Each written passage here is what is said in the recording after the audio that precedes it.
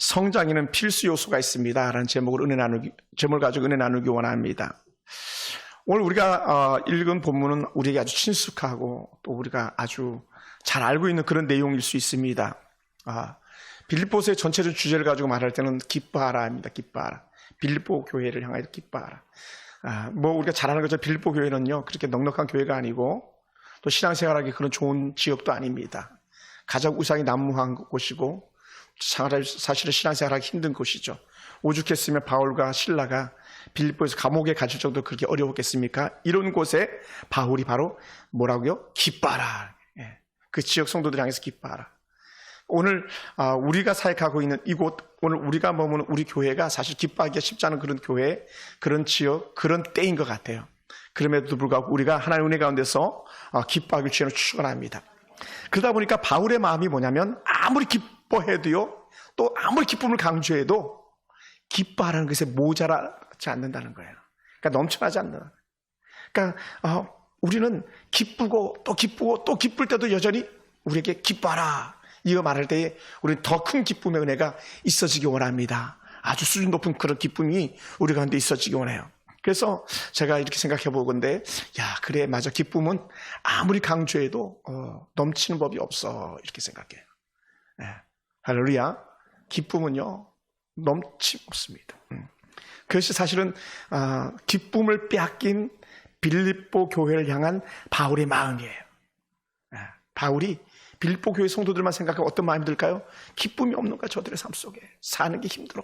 너무 버거워. 가는 곳곳마다 우상 천지고 만나는 사람마다 우상이 쪄져 있고 시장 가보면 재물로 넘쳐나고 우상의 재물이죠. 그런 성도들에게 무슨 소망이 있겠고 무슨 즐거움이 있겠습니까? 그런데 바울이 말하는 거예요. 기뻐해. 한편 이렇게도 말하는 것 같아요. 얘야 봐라, 나를 봐라. 난 지금 옥중에 있지 않니? 나 감옥에 있는 거거든요. 빌립보 교회에 편지 쓸 때는요. 봐라, 난 옥에 있는데도 기뻐하지 않니? 너희가 나보다 지금 환경이 어찌 보면 더 좋아. 그래서 기뻐해야 돼. 이렇게 말하는 건지도 모릅니다. 그래서 기쁨을 찾고 기쁨을 누리는 가장 기본적인 덕목이 뭐냐면요, 바울이 우리 본문에서 강조해 주는데, 얘야 너희들이 관용을 베풀어야 돼. 이런 표현을 해요. 그래서 우리가 관용을 베풀어야 하는 이유는요, 주님이 다시 오실 때가 가까워졌다는 거예요. 뭐라고요? 그날이 도적같이 너희에게 이룰 줄 모르느냐. 주님이 다시 오실 날이 급하게 이를 텐데 그때 너희가 쌀쌀맞게 냉기가 도는 그런 삶을 살아서 되겠느냐? 너희는 넉넉하게 관용을 베풀어, 이런 표현합니다. 그리고 어떤 사람이 관용을 베푸는 여유로운 마음을 가질 수 있는가 말하는데, 그것은요, 염려를 이겨낸 사람이라고 오늘 본문에 잠깐 우리가 터치해주고 있어요. 할렐루야. 따라합시다. 염려를 극복하라. 염려를 이겨내야 돼. 염려. 여러분, 염려하다 보면요, 머리가 빵꾸가 날 정도로요, 머리가 터집니다. 그리고는 어떻게 돼? 쓰러져 버려요. 염려를 이겨내라. 그럼 염려를 이겨내는 사람은요, 어떤 사람입니까? 그건 하나님의 은혜가 충만한 사람이에요. 충만한 사람. 어떤 사람이 충만하겠습니까? 당연히 뭐라고요? 기도하는 사람이죠. 기도하는 사람. 그래서 기도하는 사람이 염려하지 않는다고 오늘 본문에 그렇게 말씀하고 있습니다. 기도는요, 염려를 몰아내고, 기도하니까 뭐가요? 염려가 사라지니까 뭐가 찾아와요? 평강이 찾아오는 거예요. 평강. 평강이 찾아오는 거예요. 그러니까 염려가 떠나가면 그 자리에 평안이 찾아오는데, 평안을 빼앗겨 뭐가 찾아와요? 염려가 찾아오는 거예요. 그러니까 오늘 사랑하는 성도, 우리가 기억해야 돼요. 내 안에 염려가 자리 잡고 있는가, 평강이 자리 잡고 있는가 보는 거예요. 그러니까 평강이 자리 잡고 있는 사람은 계속 기뻐하시고, 만약에 염려가 자리 잡고 있는 사람은요, 이걸 몰아내고 항상 기뻐하라, 쉬지 말고 기도하라 계속 해야 돼요. 제가 왜 이걸 계속적으로 반복했냐면, 항상 기뻐하라, 쉬지 말고 기도하라 자꾸 했냐면, 여러분 자는 중에도 항상 기뻐하라, 쉬지 말고 기도하라 뇌에서 막 이게 막 돌아가야 된다고. 아침에 깨면은 요새 트로트 가수가 유명하니까 막 트로트가 나오는 게 아니라 이런 찬양이 막 뇌에서 막 흘러나와야 된다고요. 자고 깰 때에. 아멘. 제가 참 안타까운 게 뭐냐면, 우리가 몇몇 성도들한테 전화를 걸면요, 아주 유행가가 막 나오는 거예요. 트로트 유행가가. 그러면 제가 본의 아니게 그걸 막 듣다가 그렇게 세뇌되는 경우가 없잖아 있어요. 왜냐하면 전화를 금방 못 끊잖아요. 그래서 제가 여러분에게 요청했던 것 중에 하나가, 제발 또 컬러링 좀 바꿔라. 복음성가로 바꾸든지 아니면 다른 음으로 바꾸든지 유행가 하지 않았으면 좋겠다라는 거예요. 우리 교회 나가신 어느 권사님도요, 그런 컬러링을 한 거예요. 예전에 이제 사역했던 교회에서는 이런 그 컬러링도 있었어요. 총 맞은 것처럼. 난 그게 뭔지도 몰랐어요. 총 맞은 것처럼 추억이 생각나. 막 이렇게 하잖아요. 그렇게 이렇게 세례가 된 거야. 근데 알고 봤더니 그게 누구 노래라 그러더라고요. 나중에 알았어요. 저 유행가를 안 들으니까. 근데 지금 우리 교회 권사님들이 몇 분이 그런 아주 유행가에 푹 빠져가지고 그런지, 그래서 제가 전화 거기가 쉽지 않아요. 왜냐면 세뇌되니까 세뇌. 그러니까 여러분들 뭐가 세뇌된다? 기뻐함이 세뇌가 돼야 돼. 기뻐함. 할렐루야. 그러니까 여러분 어떤 사람 만나야 되냐면 잘 웃고 즐거운 사람 만나야 된다고. 왜요? 유유상종이니까요. 인상 찌그린 사람은요, 늘 인상 찌그린 사람들 만나는 거예요. 근데 기뻐하는 사람 만나는 거죠. 할렐루야. 그래서 내가 막 우리 교회에 정말 소원이 있다면요, 우리 성도들이 웃음꽃이 활짝 피는 거예요. 할렐루야. 아멘. 정말이에요. 우리 하은이 보니까 금방 생각이 나는데, 하은이가 아기 때, 또 어린아이 때 얼마나 잘 웃었는지 몰라요. 빵긋빵긋 웃는 게 막 너무너무 이뻤어요. 물론 하영이도 마찬가지입니다만. 그러니까 사람들이 와가지고 하은이가 이렇게 찝어보는 거예요. 얘가 진짜인가 가짜인가, 인형 아닌가. 너무 이쁘니까. 할렐루야. 엄마는 아멘 안 하시네. 그런 거예요, 정말로. 어떤 사람? 기뻐하는 사람. 웃음이 있고 잘 펼쳐라. 또 우리 하은이는 여기 보종개가 있어가지고 보종개 쏙 들어간다고 웃으면 얼마나 이쁜지 몰라요. 그래서 의정부 광명교회 성도들이 하은이한테 뻑갔어요, 다들. 얼마나 좋아했는지 막. 여러분, 근데요, 사람들이 사실은 이론적으로 다 알잖아요. 근데 왜 사람들이 기쁨을 누리지 못하는가? 언제 기쁨을 빼앗기는가? 그것을 뭐라 그래요? 염려가 찾아오면 기쁨을 빼앗긴다는 거예요. 근데 사실은 생각해 보세요. 우리가 얼마나 많은 염려를 합니까? 얼마나 많은 염려 속에 살아갑니까? 이게 사실 쉽지 않은 거예요. 또 염려가 쌓이면 어떤 문제가 우리에게 꽉 다가오냐면요, 염려는요, 불신앙이 쌓이기 시작하는 거예요. 불신앙. 그리고 불신앙이 쌓이기 시작하면 뭐가 나타나는지 아십니까? 그때부터는 불평불만이 나오는 거예요. 불평불만. 그러면 어떻게 돼요? 자기 신앙을 송두리째 다 빼앗기고 말아요. 그러니까 광야에서 그 이스라엘 백성들이 기쁨으로 나왔다가 왜 그들이 광야가 무덤이 됐습니까? 기쁨으로 나왔는데 알고 봤더니 불평거리가 너무 많았던 거예요. 불신앙거리가 너무 많았던 거예요. 하나님을 믿어야 되는데 하나님을 안 믿고 환경만 보니까 어떻게 돼요? 염려가 쌓이고 근심이 쌓이다 보니까 입에 나오는 게 맨날 욕밖에 안 나온 거죠. 욕밖에. 제가 욕이라고 표현하는 거예요. 욕보다 더 했어요. 어떻게? 모르겠는데 모세 멱살 잡고 막 흔들었고. 그러니까 어떻게 돼요? 그들은 광야가 무덤이 될 수밖에 없었던 거예요.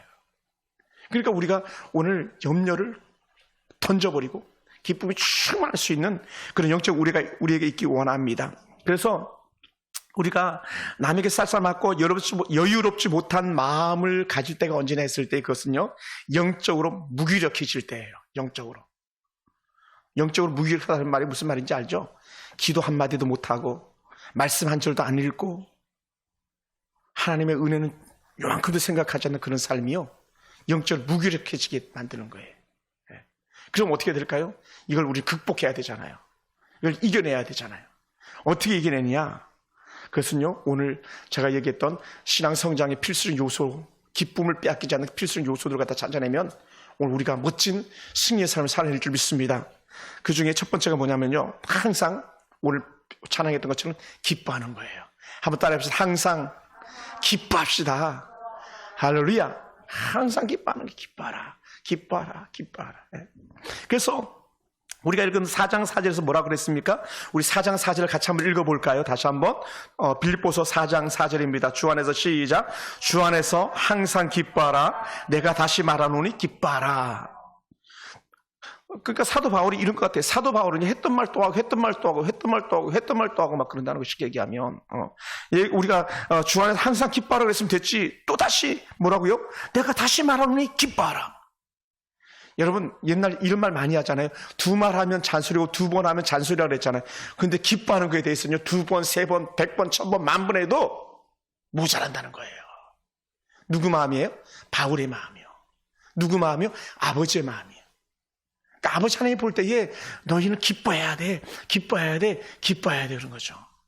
그래서 저는 예수님 상 중에서 제일 좋은 상 중에 하나가 뭐냐면요, 물론 선한 목자상도 참 좋겠지만, 파스텔처럼 이렇게 엷은 그러니까 파스텔로 이렇게 그린 듯한 예수님이 활짝 웃는 그런 그 그림이 하나가 있어요.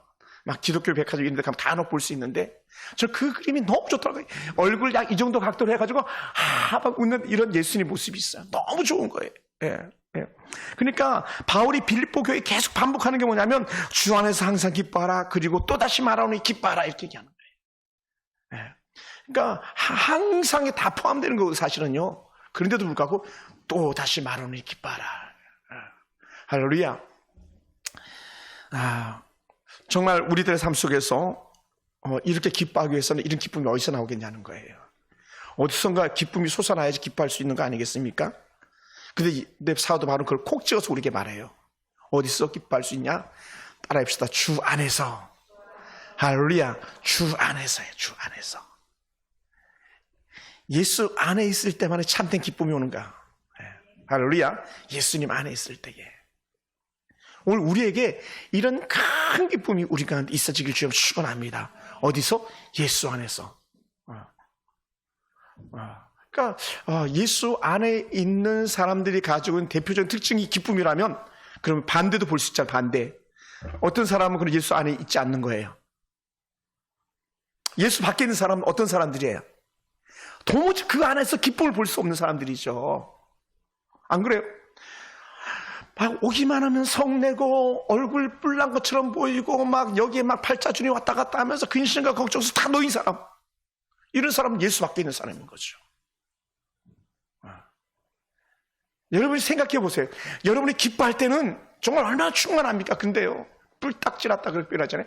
막 화나고 분노할 때의 모습은요, 어떤 모습일까? 예수 밖에 있는 모습인 거죠. 오늘 우리는 언제든지 사도 바울이 우리에게 말씀하고 있는 것처럼 주 안에서 항상 기뻐하라는 거예요. 주 안에서. 이것이 첫 번째 우리에게 주시는 영적 은혜의 비결이에요.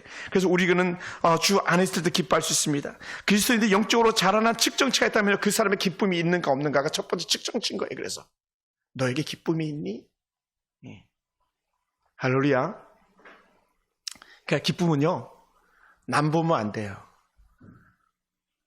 누구 봐야 되냐면 하나님 봐야 돼요. 딸들 보잖아요. 예를 들어서 가족들 보잖아요. 근심과 걱정 속에 놓일 때가 많아요.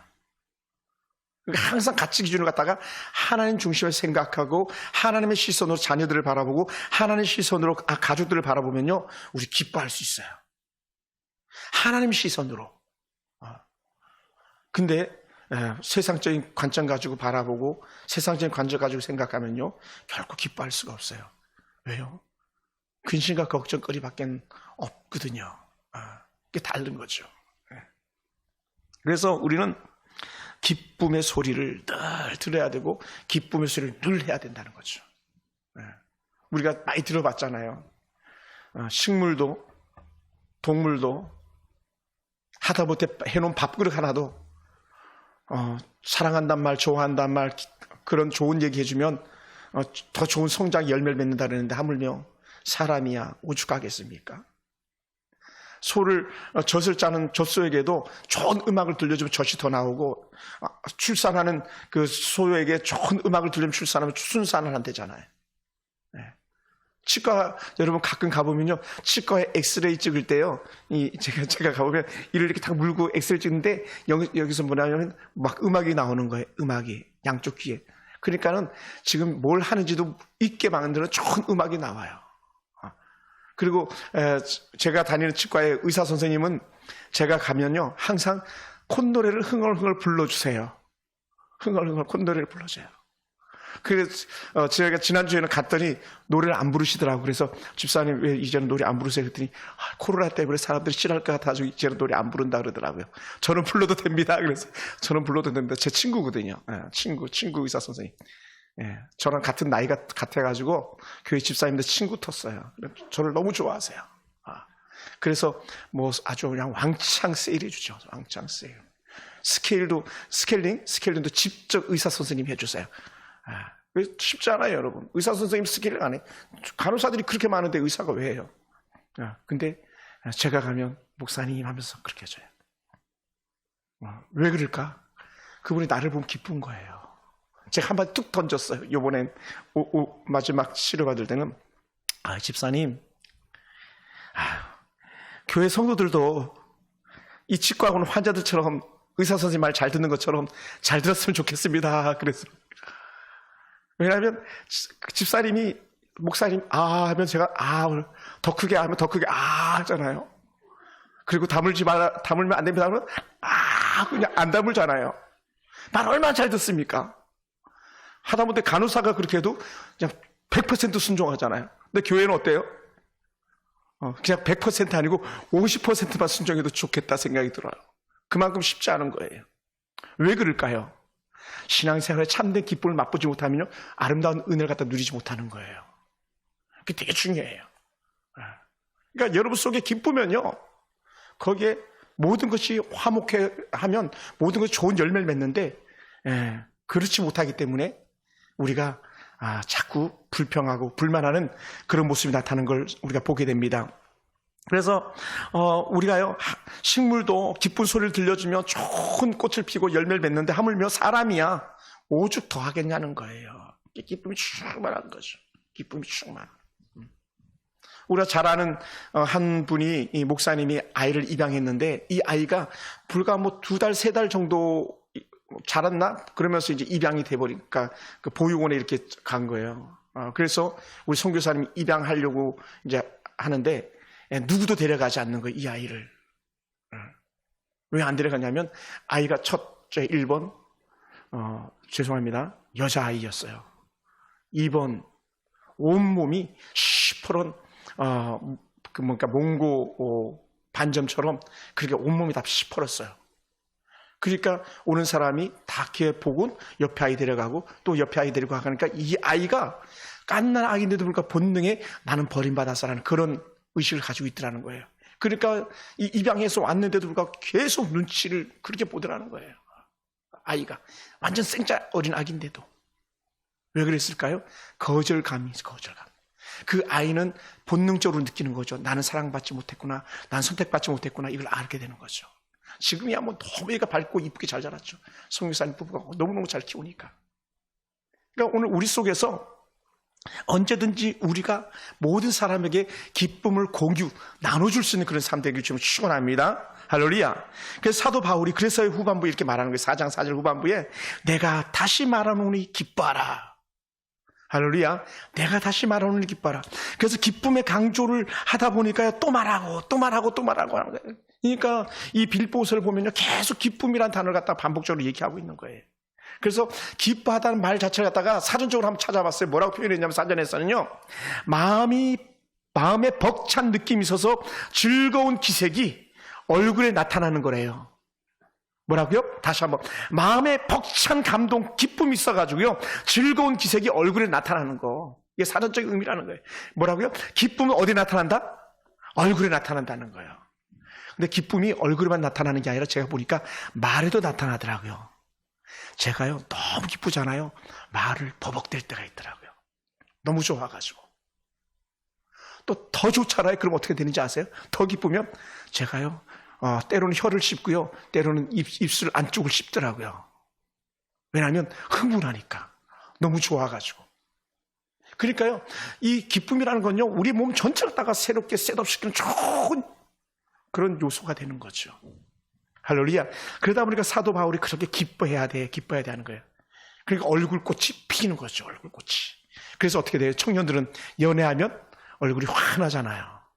그죠? 연애하면 얼굴이 환해요. 근데 연애하지 않는 청년들 보면요, 얼굴이 환할 수가 없던 거예요. 누가 나를 데려가지는 않을까. 두리번 눈치는 잘 까겠죠. 그만큼 우리 속에 기쁨의 엔돌핀이 나오기를 지금 축원합니다. 그래서 기뻐하지 못하는 것은요, 우리 마음에 기쁨이 와 닿는 게 없는 거예요. 기쁨거리가 없는 거죠. 여러분은 무엇 때문에 기뻐합니까? 어떤 것이 여러분을 기쁘게 합니까? 기쁨의 반대는요, 슬픔이라고도 말할 수 있겠지만 반대로요, 이런 거래요.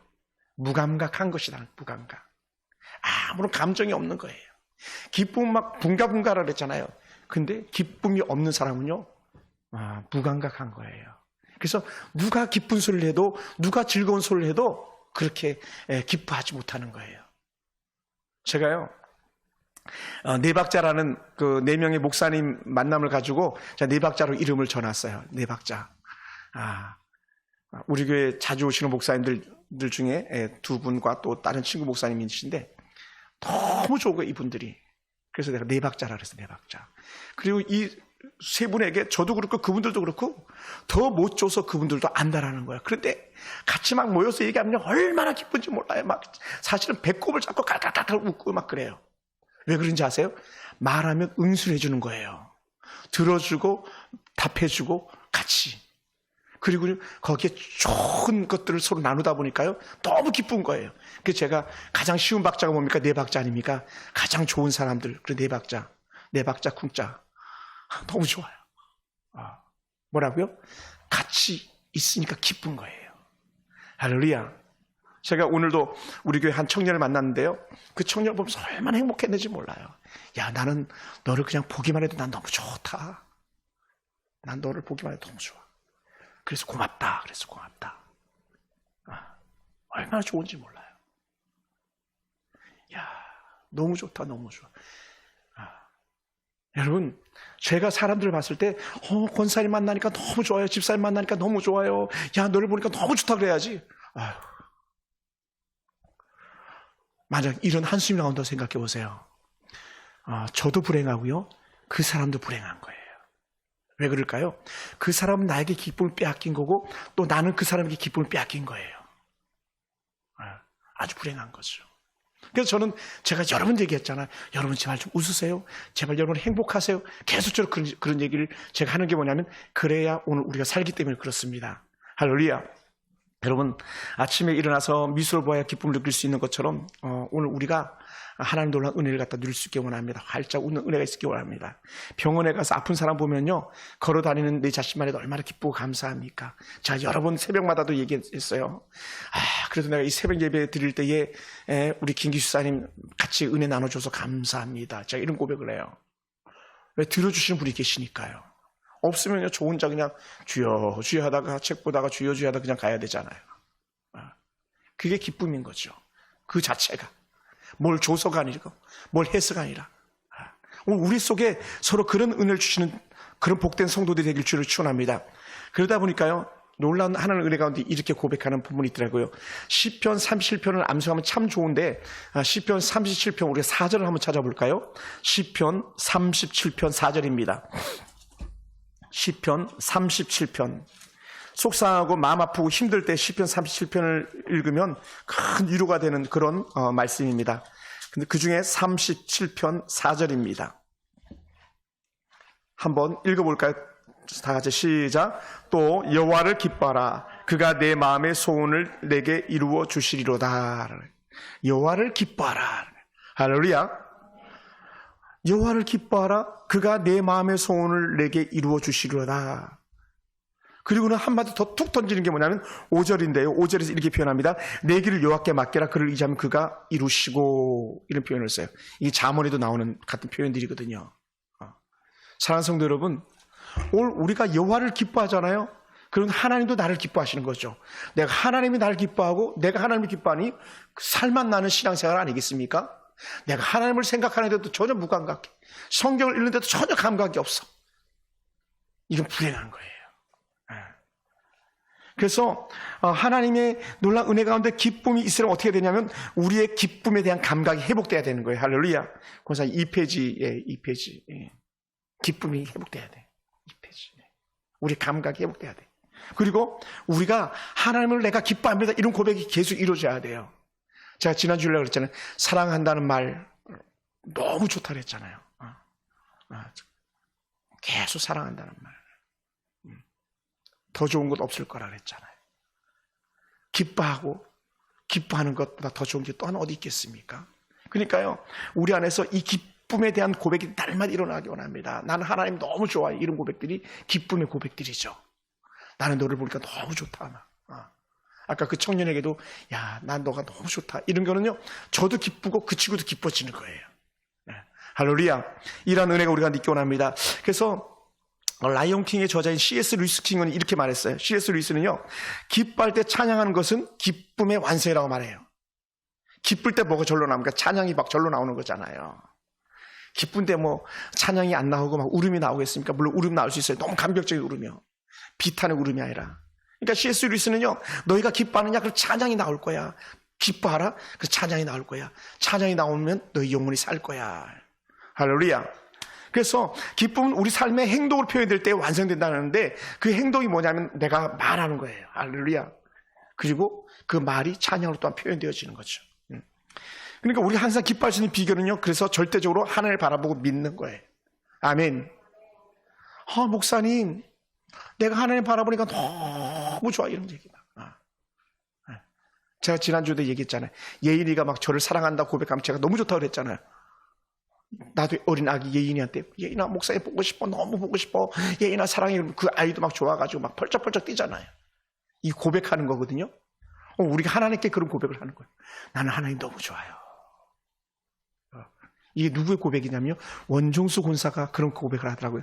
세계 안보권이자 난 하나님 너무 좋아요. 하나님 나 종수가 그렇게 좋아요. 막 그랬잖아요. 이 기뻐하는 거죠. 두 번째는요. 우리가 아까 표현했던 것 중에 하나 관용을 남에게 알게 하라는 거예요. 관용을 베푸는 거예요. 그래서 빌립보 4장 5절에 이렇게 표현합니다. 너희 관용을 모든 사람에게 알게 하라. 너희 관용을 모든 사람에게 알게 하라. 그래서 관용이란 단어를 가만히 받아보니까요. 어떤 그 산책 의미를 가졌냐면 음식을 받아먹고 잘 소화하는 위의 생물학적 기능이라는 거예요. 음식이 들어가면 위가 막 음식을 막 분비해가지고 그냥 바사뜨리고 그래서 음식 안에 있는 모든 영양소를 갖다가 모든 체내로 막 보내는 거잖아요. 그게 관용이라는 거예요. 내가 잘 받아주는 거예요. 잘 받아주는 거예요. 아무리 좋은 것을 먹어도 소화가 되지 않으면요 의미가 없잖아요. 아무리 좋은 설교를 들어도요 그 설교가 여러분 속에 소화되지 않으면요 그것은요 울리는 꽹과리가 되는 거죠. 뭐라고요? 보세요. 하나님 난 하나님 너무 좋아요 하는데 설교가 안 들리겠어요? 오늘 아침에도 어느 가정을 신방하는데 그런 고백을 하더라고요. 목사님, 전에는 내가 다른 교회 다닐 때 설교가 안 들렸는데 목사님 설교가 너무 들려 이런 얘기를 하더라고요. 그래서 내가 절대 안 졸아요. 막 내가 조는가 이렇게 보는데 저 절대 안 졸아요. 목사님 설교가 너무 좋습니다. 이런 얘기를 하시더라고요. 그러면 그 사람은요 100점이에요. 100점. 왜냐면 나를 기쁘게 했잖아요. 할렐루야. 들려요? 제 설교 하나 듣겠어요? 그게 뭐냐면 그가 나에게 기쁨을 주는 거예요. 그게요 설교가 흡수되는 흡수. 그냥 설교 시간에 멍하니 딴 생각하고 있고 그래서 흡수되지 않는 거예요. 그 다 오바이트 되는 거죠. 오바이트. 전혀 은혜가 안 되는 거죠. 그럼 뭐예요? 그 은혜가 안 되니까 뭘 빼앗겨요? 기쁨을 빼앗기고 믿음을 빼앗겨버리고 마는 거예요. 그래서 오늘 우리는 마음에 맞지 않는 이웃이나 가족들이라 할지라도 어떻게 되고 우리가 그들이 하는 말을 잘 품어주는 거예요. 받아들여주는 거예요. 다 받아들여줘요. 제가 이제 자취할 때도 선배님이 계신데 주태승 주태현이 했던 선배님이 계셨는데 제가 모르는지 알아서 전 선배님 너무 좋아요. 김태화라는 그 선배님인데 제 페이스북에도 글을 남기셨더라고요. 최근에. 제가 너무 좋았던 추억을 갖다 올려놨는데 그러니까 어떤 문제가 생기냐면요. 내가 선배님 너무 좋아요. 선배님 하다 보니까 어떻게 돼요? 이 선배님이요. 저를 따라서 교회를 나왔잖아요. 할렐루야. 저를 따라 교회를 나왔다니까요. 자기만 나왔나? 동기 그 박진구라는 그 선배님까지도 같이 모시고 나왔죠. 그리고 교회 막 쌀이비 만들어서 청소하고 막 이런 걸 했어요. 교회 나가지도 않는 분이. 그만큼 우리가 남에게 관용을 베풀어주고 남을 이해해주고 받아들여주고 흡수하는 게 그만큼 중요한 거예요. 할렐루야. 따라합시다. 남의 부족함도 받아줍시다. 할렐루야. 이게 신앙이에요. 이게 참 신앙이에요. 그래서 오늘 우리가 품어야 할 이웃이나 가족이 있다면 그것은 철저하게 품는데 그럼 어떻게 품냐? 이거 쉽지 않아요. 안 쉽지. 그럼 어떻게 한다고요? 그래서 기도하라는 거예요. 기도하라. 기도하니까 품어지는 거예요. 여러분. 기도 안 하면요. 품어질 수가 없어요. 왜 기도하냐면 그들이 품어지냐면요. 기도하다 보면 그 사람을 긍휼히 여기는 마음이 그 안에 있는 거예요. 하나님이 우리를 긍휼히 여기시듯이 우리가 그들을 불쌍히 여기는 마음이 생겨나는 거예요. 그러다 보니까 어떻게 돼요? 그들을 품을 수가 있는 거예요. 할렐루야. 그래서 우리가 남의 관용을 베풀 수 있는 이유가 뭐냐면 주님의 은혜를 사모하면서 주님의 제 이름을 기다리다 보니까 어떻게 돼요? 우리가 원수질 일을 갖다 하지 않는 거예요. 또 원수 삼지 않는 거예요. 왜 하나님이 오셔서 만약에 야 신목사 너 누구누구랑 원수졌다며 이렇게 하면 문제가 생기는 거예요. 그리고 어떻게 돼요? 다 사랑으로 수용하는 거죠. 그러니까 제가 이런 찬양 압니다. 서로 용납하라 주 너를 용납한 것 같이 이런 찬양이 있는 것처럼 서로 용납하라 주 너를 용납한 같이. 그게 인터넷에 한번 검색해 보세요. 너무 좋은 찬양이에요. 뭐라고요? 주님 하신 대로 주님 가신 그대로 너희도 따라가냐? 그러면 서로 용납하라 이렇게 얘기하는 거예요. 그게 뭐예요? 다른 말로 하면 관용을 베푸는 거예요. 다 받아주는 거예요. 할렐루야. 특히 우리 집사님이나 우리 권사님 작은 목자잖아요. 작은 목자는요 저랑 똑같이 양들을 품어주고 관용해 주는 거예요. 여러분 생각해 보세요. 누가 그러더라고요. 목자를 해보니까 목사님 마음을 알겠다고 이런 얘기를 하더라고요. 누가. 야, 너 대단한 거 깨달았다.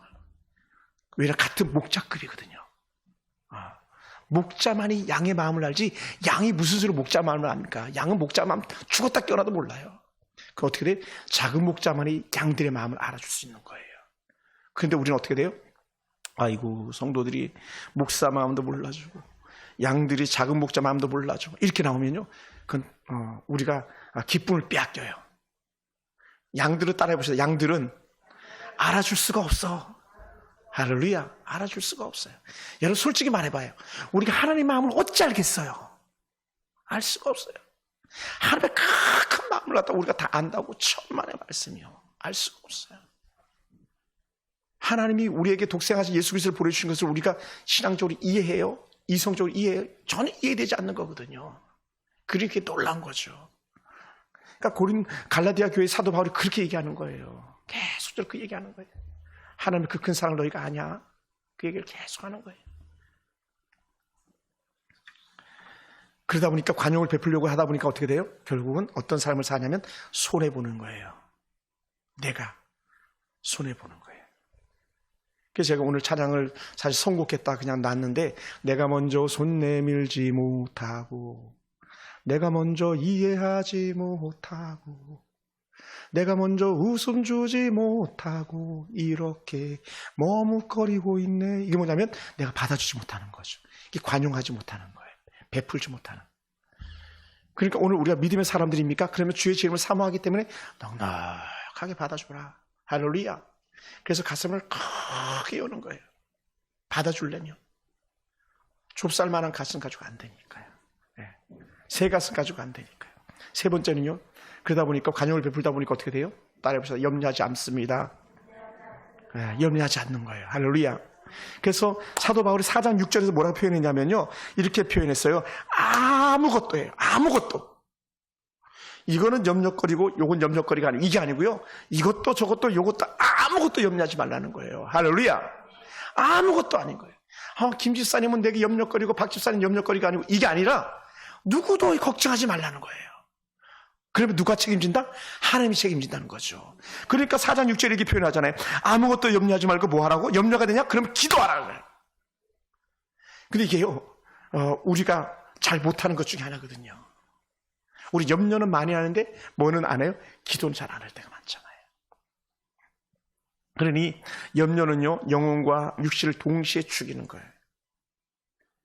염려는요, 시들게 만드는 거예요. 시들게. 교회 목사가 염려에 빠지잖아요. 그리고 교회는 시들게 돼 있어요.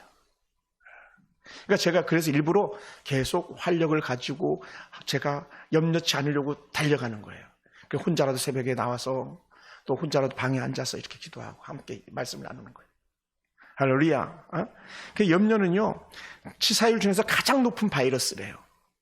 사람을 가장 강력하게 죽일 수 있는 바이러스가 있다면 그 염려 바이러스라는 거예요. 지레 겁먹는다는 말 있잖아요. 지레 겁먹는다.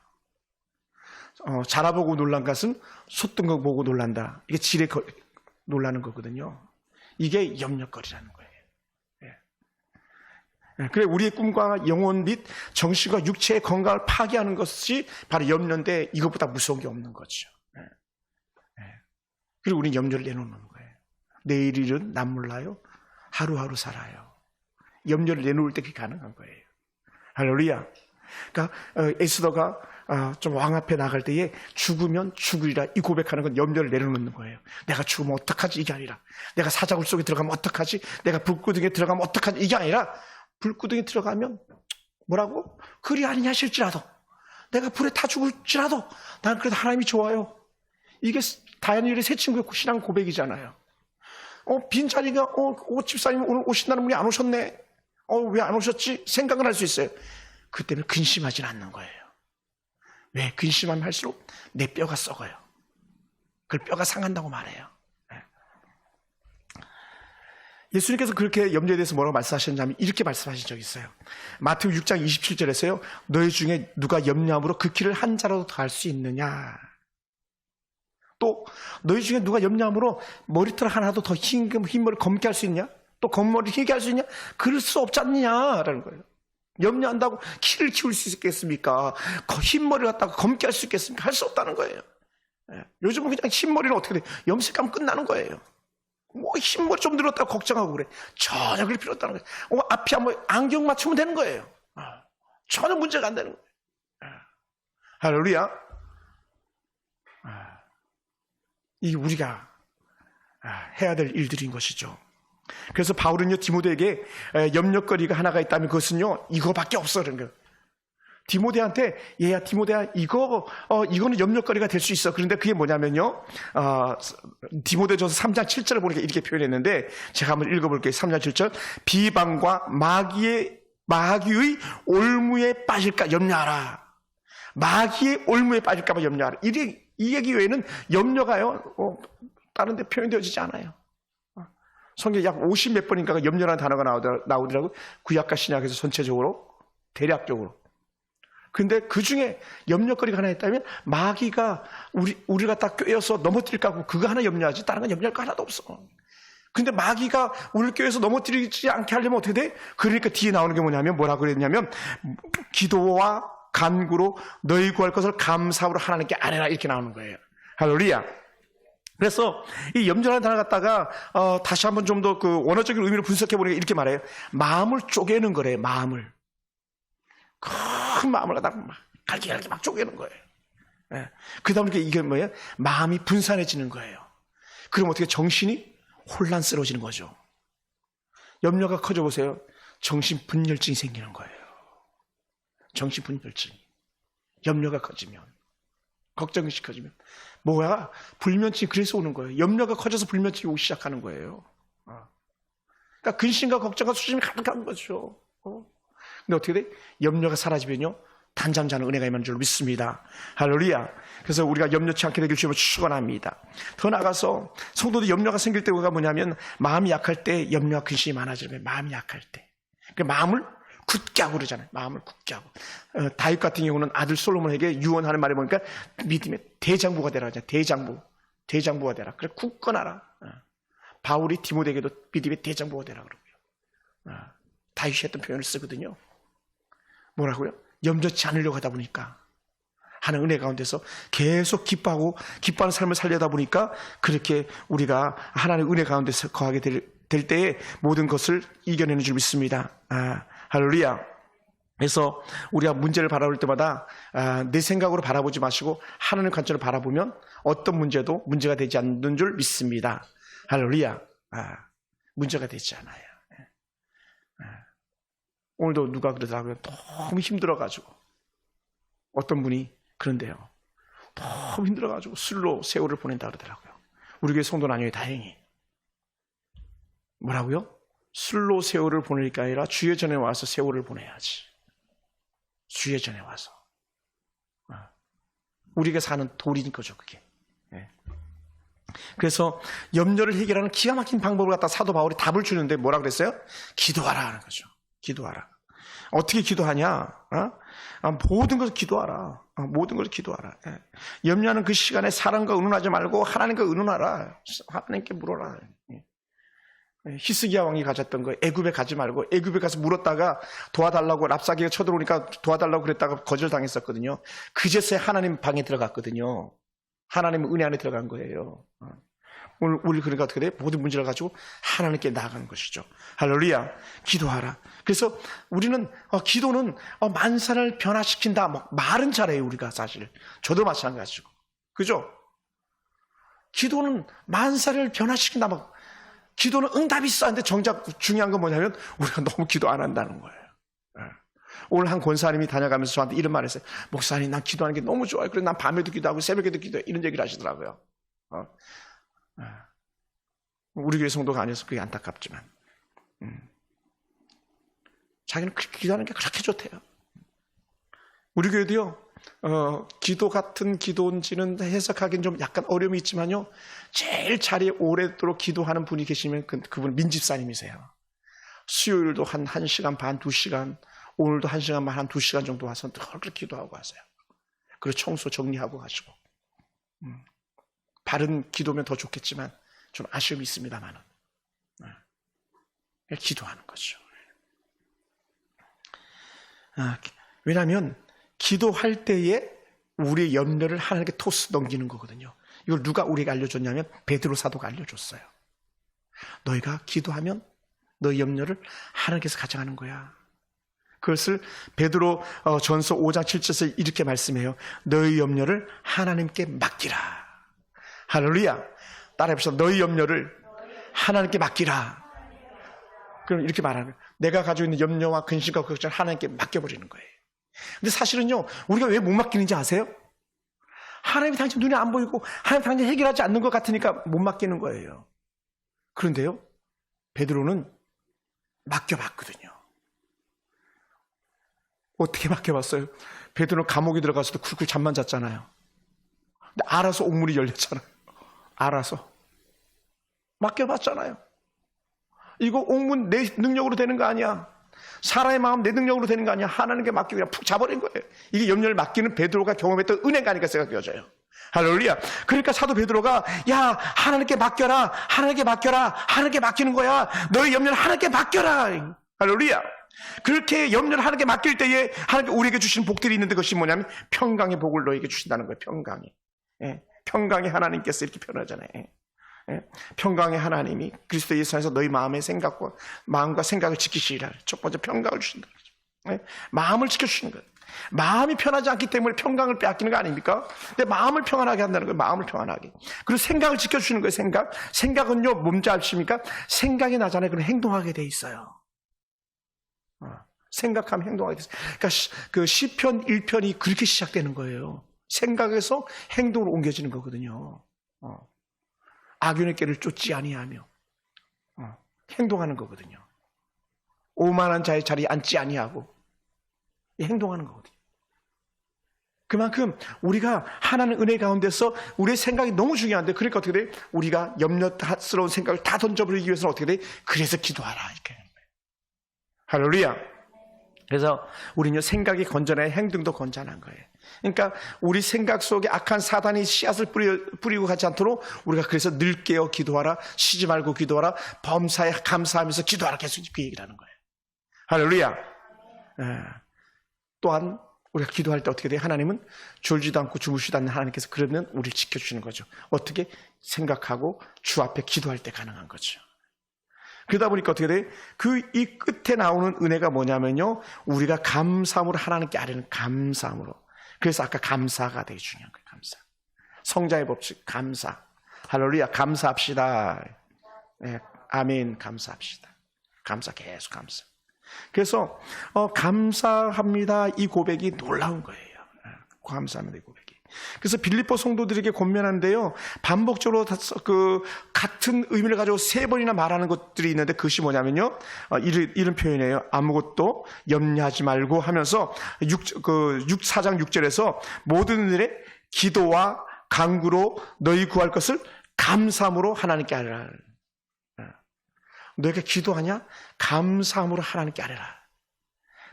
뭐라고요? 때로는요, 받은 줄로 여겨라 하는 거죠.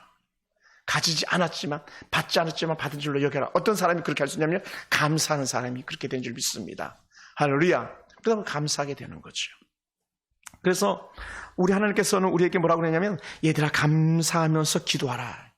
감사하면서 기도하라. 감사에 집중하라.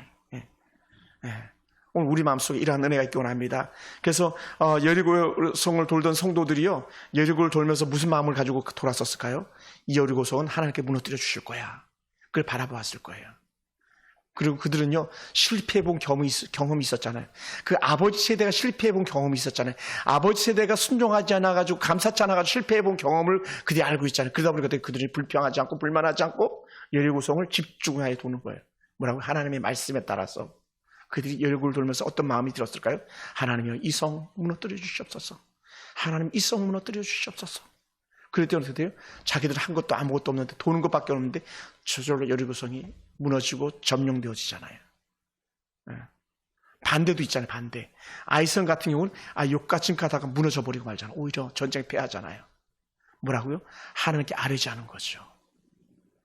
하나님께 나가면서 이 성도 우리가 싸워 이길 줄 믿습니다 하고 나간 게 아니라 그냥 나간 거죠. 감사치 않은 거죠. 그래서 제가 늘 얘기하지만 우리 교회 성도들에게 늘 감사가 쌓여지기 원합니다. 이런 고백이 여러분한테 늘 있어지기 원합니다. 할렐루야. 네. 하나님께서는 감사함으로 하나님께 아뢰라. 이 말씀에 우리가 주목할 수 있게 되기 원합니다. 왜냐하면 기도할 때 감사는요 소망을 갖게 하는 거예요. 네, 소망을. 사랑하는 성도 여러분, 마무리하겠습니다. 우리의 생각이요 행동을 지배한다고 제가 표현했었습니다. 뭐라고요? 하나님께 감사함으로 아뢰는 것. 기도하면서 응답을 기대하는 것. 우리 속에 있는 불신앙을 던져버리고 염려를 떨쳐버릴 때에 하나님의 풍성한 은혜가 우리가 자라게 될 줄 믿습니다. 그래서 우리 마음에요 소원이 이루어질 것을 제가 믿는 거예요. 제가 오늘도 한 성도에게 그런 고백을 했어요. 제가요 기도했더니요 정말 남자들만 왔어요. 그랬어요. 정말 제가 여기서 기도할 때마다 하나님 우리 교회 남자들이 너무 적어요. 남자들 좀 보내주세요. 남자들 보내주세요. 했더니 정말 남자들만 왔잖아요. 여성 둘이 왔다 그냥 나가버렸잖아요. 그 사람들이 제가 알기는 막 좀 헛일을 또 이렇게 한 것 같아요. 남자들이 남았잖아요. 갔다가 돌아오실 김석철 성도님도 그렇고 은평구에서 오셨던 어느 집사님도 그렇고 남구경 집사님도 그렇고 또 우리 재현이가 인도했던 종민이도 그렇고 양준엽 성도님도 그렇고 오늘도 또 새 가족이 잠깐 인사차 들렀는지 모르겠지만 우리 형제가 맨이 왔어요. 맨 보세요. 맨 뒤에 보세요. 맨 신기하네 진짜. 나는 하영이가 친구인다 그래서 난 여자친구는 줄 알았어요. 친구예요. 프렌드 보이프렌드. 신기하잖아요. 그래서 내가 그게 너무 신기했다고요. 사실은요. 와 하나님이 나의 간구에 응답하시는구나. 그러면요 뭘 해라고요? 사람들을 평가하지 말고요 감사하세요. 관용해 주세요. 넉넉하게 받아주세요. 애를 지어받고 싶은 마음이 들 때 어떻게 해요? 와락 안아주세요. 사랑이 이렇게 해주세요. 사실은 지어받고 싶은 게 얼마나 많겠습니까? 흉거리가 얼마나 많겠습니까? 저는 또한 흉거리가 얼마나 많겠습니까? 그럴 때요 지어받지 말고 사랑해 이렇게 나가는 거예요. 사실 제가 오늘 흰 와이셔츠를 안 가져와가지고 컬러풀한 건였는데 마치 오늘 오신 분이 흰 와이셔츠를 한 벌 갖고 왔더라고요. 넥타이도 갖고 왔는데 넥타이는 여기 십자가가 너무 선명해가지고 제가 이거 1년에 한 4번에서 2번 정도 반드시 쓴다 제가 생각했어요. 성찬식 때 그 쓰기에 딱 좋은 넥타이가 있더라고요. 부활절 때 추수감사절 때. 근데 와이셔츠는 제가 미리 입어봤어요. 딱 맞고 너무 좋아요. 감사하니까. 사랑하는 성도 여러분, 우리요 오늘 사도 바울이 그 큰 환난 중에도 얘들아 너희 기뻐하라, 또 말한다 기뻐하라, 감사하라, 기도하라. 여기에 우리가 주목하면서요 우리 서울풍산교회 성도들이 다 그러한 은혜가 있어지기 원합니다. 오늘 또 가상공간 속에서 예배드리고 있을 우리 권사님들, 또 특히 이제 인추별 권사님 같은 경우 퇴근하시면서 아마 설교를 듣고 계실지도 모르겠는데 우리 임 권사님에게도 같은 은혜가 있어지기 원합니다. 모든 성도들에게 감사의 감사가 다하기 원합니다. 만약에 방구석 혹에서 듣고 계시는 최성미 집사님이시라면 최 집사님과 같은 은혜가 있어지기를 주로 축원합니다. 모든 성도들에게 그러한 은혜가 있기를 원합니다. 제가 한번 기도하겠습니다. 하나님 감사합니다. 내가 말한다 기뻐하라, 내가 또 말한다 기뻐하라, 내가 말한다 관용을 베풀어라, 염려하지 말고 감사함으로 하나님께 알아야 했던 주님 감사합니다. 하나님 오늘 우리가 그 큰 환난 속에서도 옥중에 매여서도 감사하면서 빌립보서를 써내는 사도 바울의 그 뜨거운 심정에 그 고백이 오늘 우리들의 고백이 되게 도와주시기 원합니다. 하나님이여 참으로 성령의 충만함으로 우리가 이 큰 기쁨과 감동 가운데 살게 도와주시옵소서. 여호와를 기뻐하라. 여호와를 기뻐하는 것이 너의 힘이고 여호와를 기뻐하는 것이 우리의 자랑거림을 알게 하여 주시기 원합니다. 하나님 감사합니다. 오늘 함께하는 우리 귀한 청년 형제에게도 갑절의 은혜를 다해 주시고 저의 평생의 여호와의 함께 하심의 은혜가 임하게 도와주시옵소서. 하나님, 참으로 우리를 떠나지 않다 하신 주님께서 우리 사랑하는 형제에게, 또 오늘 함께하는 우리 귀한 권사님 집사님들에게, 사모님과 우리 귀한 믿음의 딸들에게, 또 가상 공간 속에서 같은 은혜 가지고 사모하고 있는 어떠한 성도들에게 같은 은혜가 임하기 원합니다. 야곱에게 함께했다는 것은 결코 분리할 수 없는 큰 은혜라고 했는데, 하나님 오늘 우리에게도 여호와께서 함께 하신 은혜를 누리게 도와주시옵소서. 기뻐 뛰며 춤을 추는 은혜가 우리 가운데 임하게 도와주시옵소서. 하나님 큰 영광 받으시옵소서. 예수님의 이름으로 기도합나이다. 아멘.